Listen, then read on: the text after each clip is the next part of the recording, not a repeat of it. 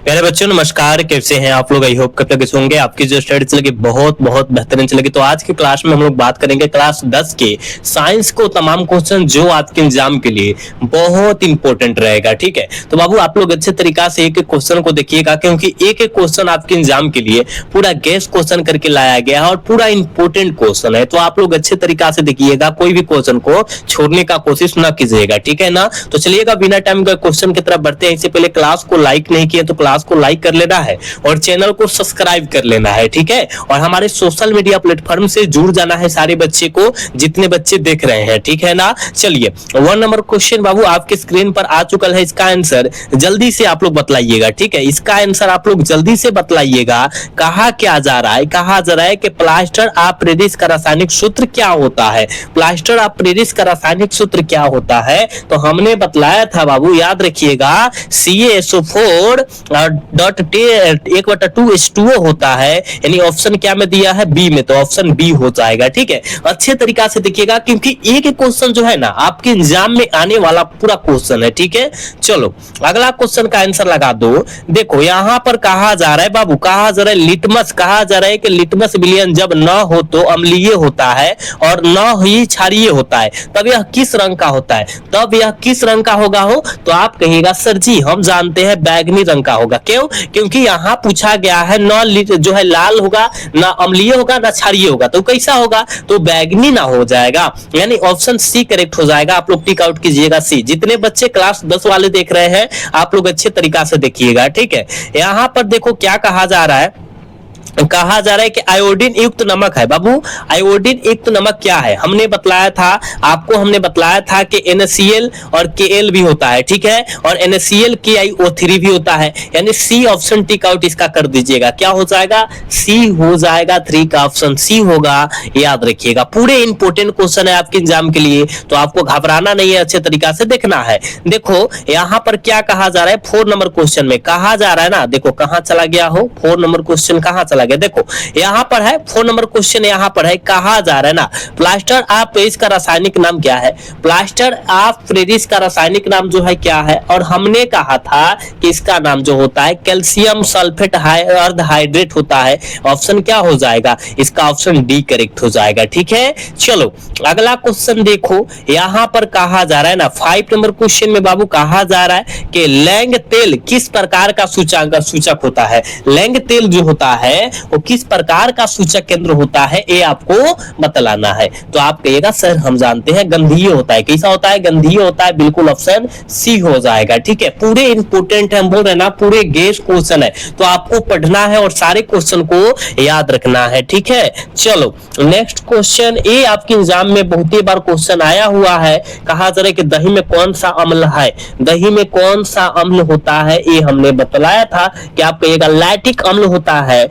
Option C हो जाएगा, यानी 6 का ऑप्शन सी होगा। याद रखिएगा, देखो यहां पर कहा जा रहा है कि कहा जा रहा है ना कि शल्य चिकित्सा में टूटी हड्डियों को जोड़ने के लिए प्रयुक्त होने वाला रसायन का जो है रसायन पदार्थ कौन है। रसायन पदार्थ का नाम बतलाना है। ठीक है, रसायन पदार्थ का नाम बतलाना है, और हमने बतलाया था प्लास्टर ऑफ पेरिस। क्या प्लास्टर ऑफ पेरिस का उपयोग किया जाता है। ठीक है ना, यानी ऑप्शन इसका सी करेक्ट हो जाएगा। ठीक है, अगला क्वेश्चन देखो, यहां पर जो है कहा जा रहा है क्या अमोनिया क्लोराइड का जलीय विलयन होता है।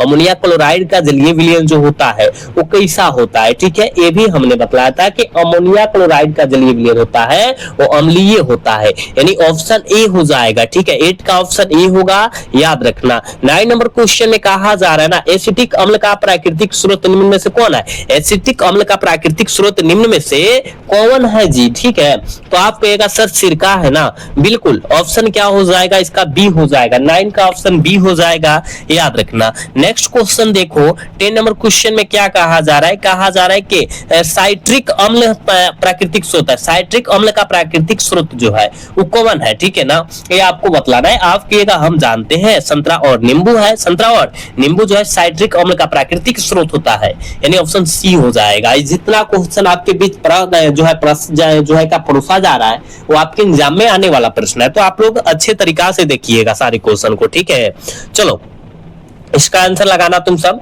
देखो ये कितना इंपॉर्टेंट क्वेश्चन है, कहा जा रहा है टार्ट्रिक अम्ल इनमें से किसमें पाया जाता है, टार्ट्रिक अम्ल इनमें से किसमें पाया जाता है, ये भी हमने बतलाया था, याद रखिएगा। इमली में टार्ट्रिक अम्ल पाया जाता है, ऑप्शन बी हो जाएगा, ठीक है। अगला क्वेश्चन देख बाबू, कहा जा रहा है लैक्टिक अम्ल का प्राकृतिक स्रोत क्या है, लैक्टिक अम्ल का प्राकृतिक स्रोत क्या है, जल्दी लगाओ तुम सब, जल्दी लगाओ तो फटाफट, सारे बच्चे लगाओ, लगाओ तो।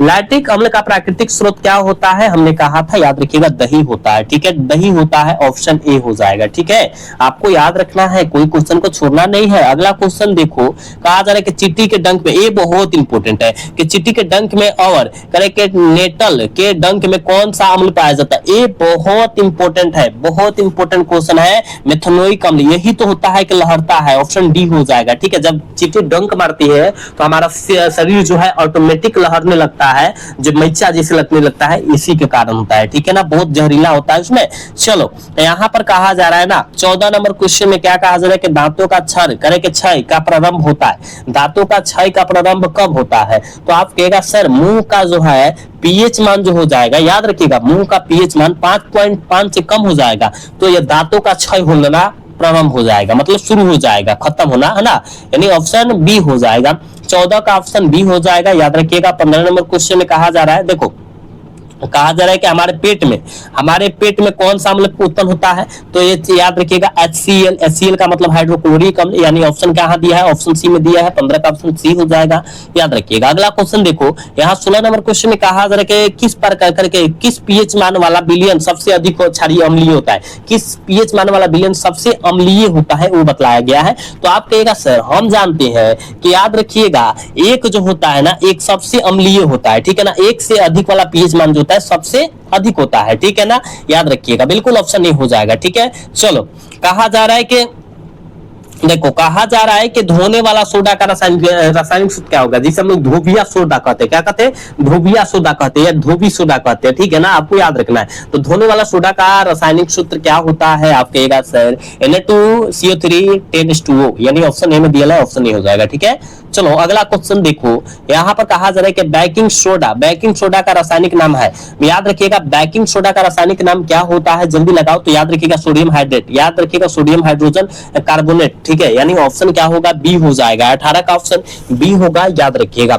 अगला क्वेश्चन देखो, यहाँ 19 क्वेश्चन में कहा जा रहा है ना, कहा जा रहा है कि पोटेशियम नाइट्रेट का रासायनिक सूत्र क्या होता है, पोटेशियम नाइट्रेट का रासायनिक सूत्र क्या होता है, ये आपको बतलाना है सारे बच्चे को, ठीक है। तो आप कहेगा सर KNO3 पोटेशियम नाइट्रेट का रासायनिक सूत्र होता है, बिल्कुल ऑप्शन सी करेक्ट हो जाएगा, ठीक है। अगला क्वेश्चन का आंसर फटाफट लगाइएगा आप सब। देखो कहा क्या जा रहा है, अगला क्वेश्चन में कहा क्या जा रहा है, कहा जा रहा है कि जल की अस्थायी कठोरता को हटाने के लिए किसका उपयोग किया जाता है, जल की अस्थायी कठोरता को हटाने के लिए हम लोग किसका प्रयोग करेंगे, किसका उपयोग करेंगे, आप कहेगा गुरुदेव हम जानते धोने वाला सोडा का, यानी बिल्कुल ऑप्शन बी हो जाएगा, 20 का ऑप्शन बी होगा, याद रखिएगा। यहाँ देखो 21 नंबर क्वेश्चन में क्या कहा जा रहा है, कहा जा रहा है कि नेत्र में प्रवेश करने वाली प्रकाश की में अधिकांश परिवर्तन होता है, अधिकांश परिवर्तन कहाँ होता है, जल्दी लगाओ 21 का आंसर। तो आप कहेगा सर कर्निया के बाहरी पृष्ठ पर जो होता है अधिकांश अपवर्तन होता है, यानी ऑप्शन सी हो जाएगा, ठीक है।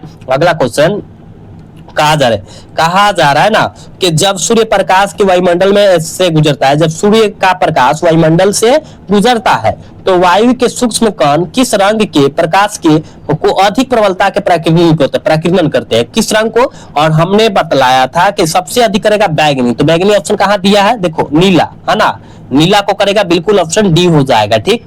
अगला क्वेश्चन देखो, इसका आंसर लगाओ, इसका आंसर लगाओ, मानव में कहा जा रहा है मानव नेत्र कार्य करता है, कैसा करता है, कार्य करता है, मानव नेत्र जो होता है, हम लोग का आंख जो होता है कैसा कार्य करता है, कहिएगा सर कैमरा की भांति कार्य करता है, बिल्कुल ऑप्शन बी हो जाएगा।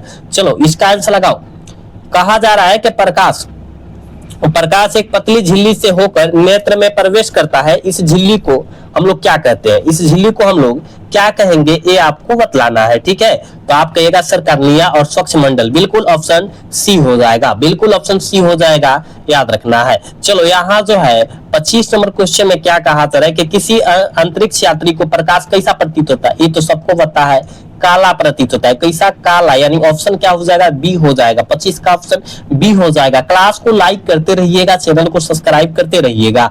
देखो कहा जा रहा है कि प्रकाश का चाल न्यूनतम होता है, प्रकाश का चाल न्यूनतम मतलब कम किस में हो जाएगा हो भाई, आप कहेगा सर कांच में, कांच में जो होता है प्रकाश की चाल कम होता है, न्यूनतम होता है, ऑप्शन डी हो जाएगा। ठीक है, नेक्स्ट क्वेश्चन देखोगे, कहा जा रहा है ना, कहा जा रहा है कर्निया के पीछे एक संरचना होती है, उसे हम लोग क्या कहते हैं, कर्निया के पीछे एक संरचना होती है उसे हम लोग क्या कहते हैं, कर्निया के पीछे एक संरचना होती है उसे हम लोग परितारिका कहते हैं, बिल्कुल ऑप्शन नहीं हो जाएगा। 27 का ऑप्शन नहीं होगा, याद रखिएगा। 28 नंबर क्वेश्चन में देखो बाबू क्या कहा जा रहा है, कहा जा रहा है कि सिरका नियंत्रित करता है, सॉरी परितारिका जो है नियंत्रित करती है, किसको नियंत्रित करेगी, परितारिका जो है वो किसको नियंत्रित करती है, तो याद रखिएगा पुतली के साइज को नियंत्रित करती है, बिल्कुल ऑप्शन डी करेक्ट हो जाएगा। क्लास को लाइक करना है सारे बच्चों को, ठीक है। यहाँ 29वें क्वेश्चन में कहा जा रहा है ना कि नेत्र में प्रवेश करने वाली प्रकाश की मात्रा को नियंत्रित करती है, नेत्र में प्रवेश करने वाली प्रकाश की मात्रा को कौन नियंत्रित करती है, आप कहेगा सर पुतली करती है, पुतली, है ना। चलो नेक्स्ट क्वेश्चन का आंसर लगाओ।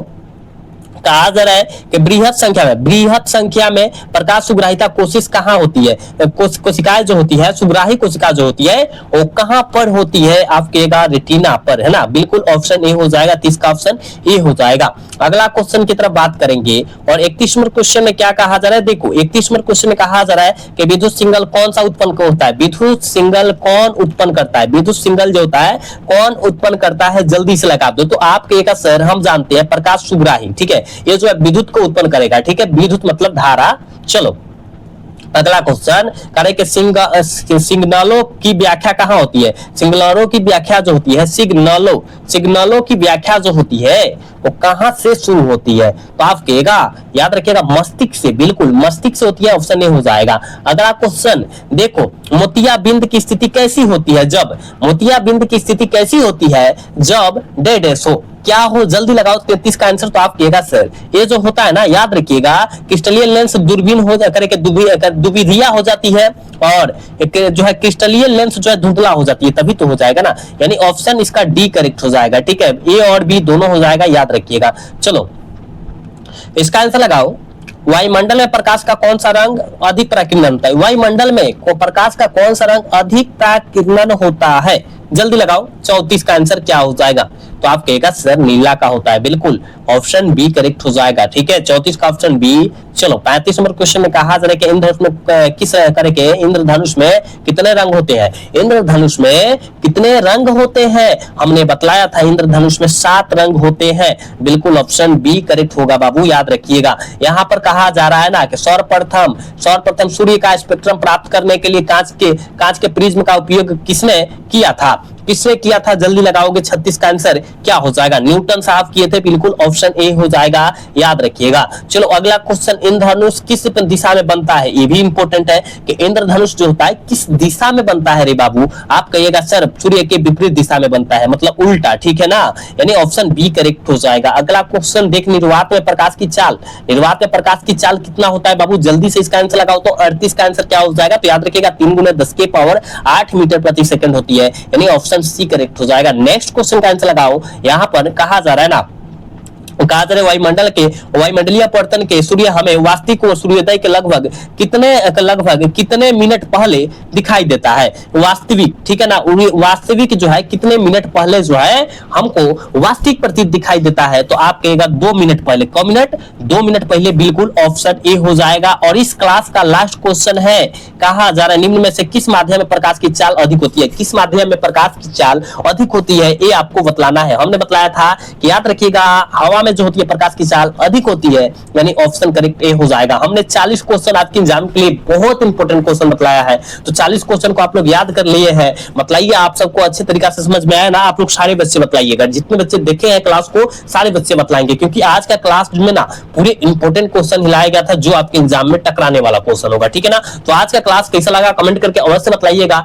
अगर अच्छा लगा होगा तो क्लास को लाइक और चैनल को सब्सक्राइब करना न भूलिएगा। मिलते हैं नेक्स्ट क्लासेस में, तब तक के लिए जय हिंद, जय Bharat, tata, bye bye, love you.